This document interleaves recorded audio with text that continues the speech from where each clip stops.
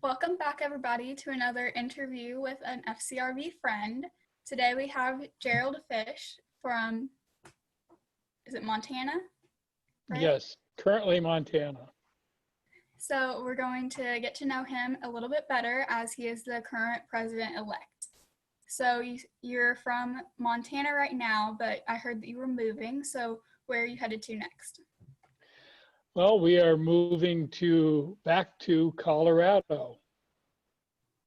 That's great. So what made you decide to go back to Colorado? A work change in work. That's great. Where do you work at, or what do you work in? I work in construction, and Curtis works in retail, and it's his job that changed. Yeah. So during the coronavirus and the quarantine and pandemic and everything, having to be at home, has that changed your work situation?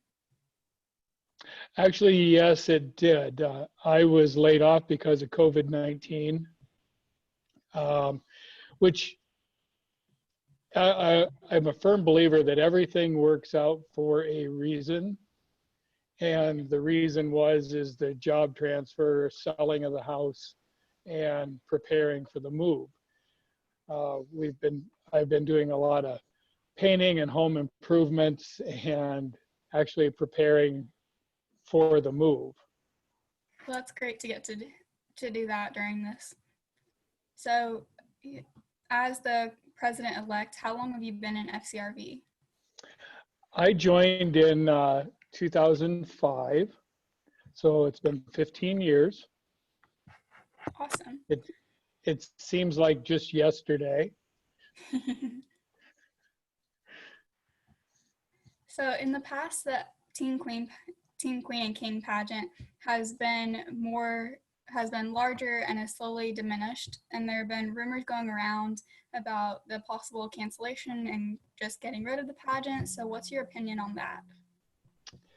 Well, I think we have to do what is best for FCRV. And my belief is the pageant is a way to introduce to you and the younger generation the next leadership roles in our organization. I think it is a very important part, but we have to do what is the greater good for the organization. And I tend to believe that is to continue having the pageant. It's, as I said, I believe it's a way to bring to the forefront the future leaders of the organization, and that's how it should be utilized. I completely agree with that. I'm so glad to hear that you would like to continue it. So continuing on the youth subject, what are any ideas or ways that you're thinking of to continue helping the youth of the organization continue to come back once they're older? Well, you know, everybody goes through, they don't want to camp with their parents because they've grown up. But there's a point where we see that they come back to the organization. And I think that we need to continue to be open, you know, be there waiting with open arms and encouragement for that, and trying to keep them involved, we need to keep the organization relevant for where they are.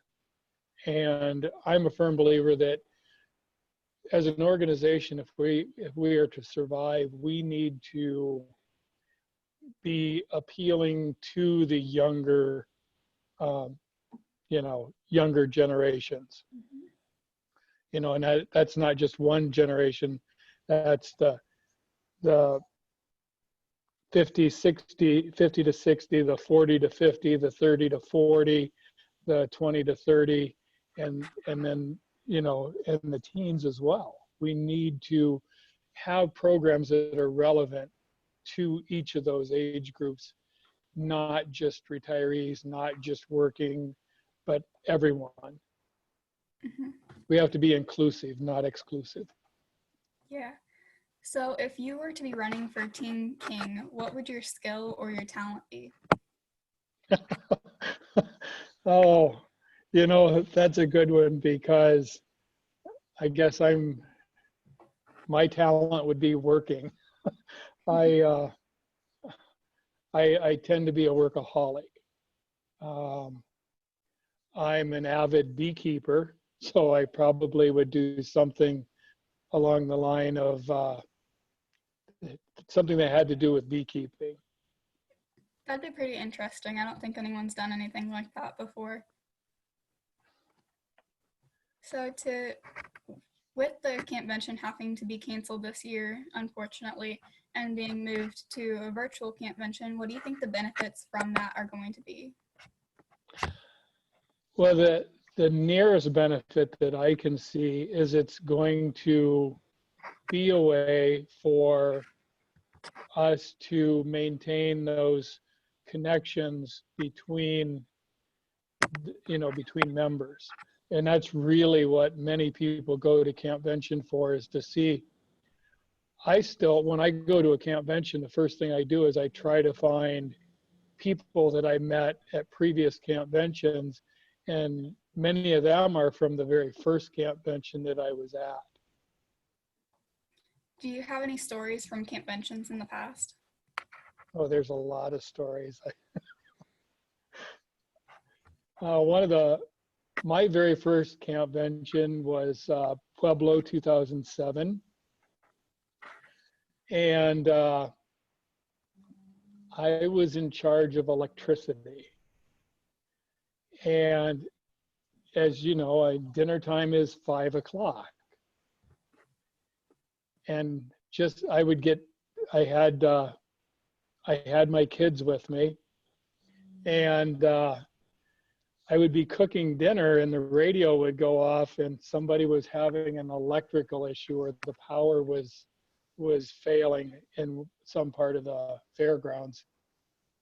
So I was the liaison between the campers. They would call me, and I would go and check it, and then I would contact the fairground electricians.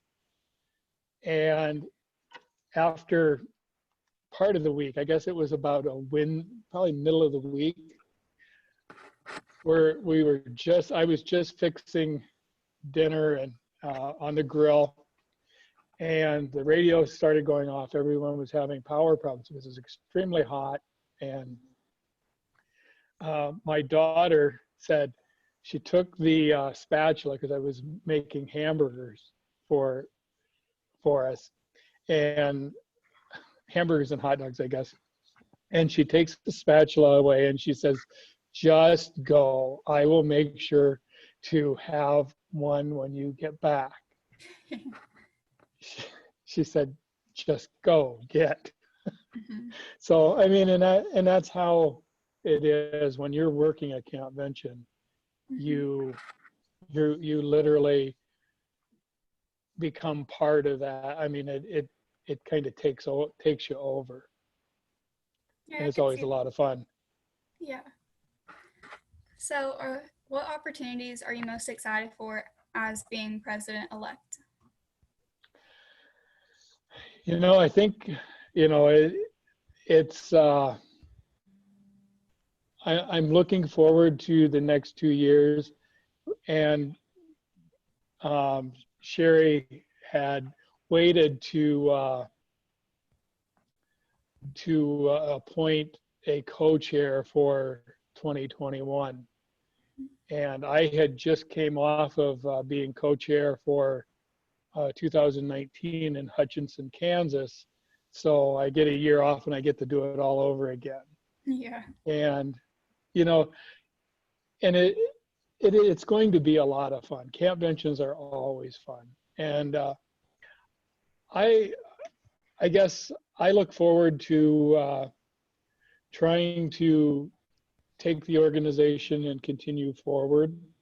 I know we have challenges with declining membership, and I think that's one of the most exciting parts of it, is to see if we can do something to turn around the membership.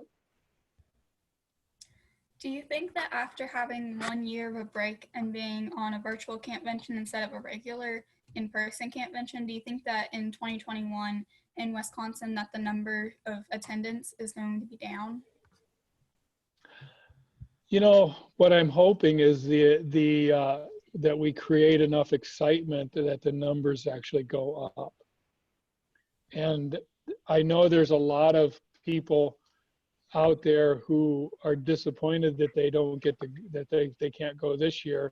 And I'm disappointed. I was looking forward to traveling to Canada this year and enjoying that. So maybe we'll get to put them back into rotation a little sooner. Well, that was my last question. So is there anything else you'd like to tell the membership? Boy, I don't know. Let's see. I think that we have a great path forward, and I really believe that the FCRV has a really good board of trustees currently and coming on to the board. And I think that I would like to encourage the members to, when they see them, when they get to see, you know, the past and the present ones, thank them for their work, and tell them that they're doing a great job, because I believe and always have believed that they are, and they have the organization at heart. You know, not everybody will run for office, and they take on a big responsibility and a big role, and support them. That's great. Well, thank you for spending the time to interview with me and to share all that you have with the membership. And thank you to everyone that's been watching and paying attention and learning more about our new president-elect. Thank you. Thank you.